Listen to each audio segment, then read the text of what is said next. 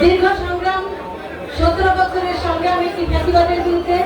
সেই সংগ্রামের বিরুদ্ধে আমরা সংগ্রাম করে, সেই ফ্যাসিবাদের বিরুদ্ধে সংগ্রাম করে 5ই আগস্ট আমরা ফ্যাসিবাদ মুক্ত হয়েছি বাংলাদেশে।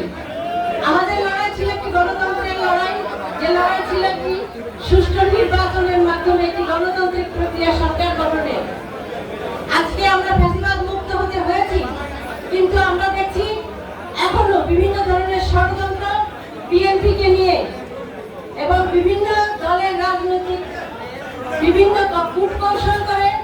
আজকে যখন বিএনপি সর্ববৃহৎ সর্বজনপ্রিয় দল হিসাবে, মানুষের কাছে গ্রহণযোগ্য একটি দল হিসাবে যখন ভোটের নির্বাচনে অংশ নিতে যাচ্ছে, তখনই তার বিরুদ্ধে ষড়যন্ত্র হয়েছে। বিএনপিকে থামাবার জন্য বিভিন্ন ধরনের অপপ্রচার শুরু হয়েছে।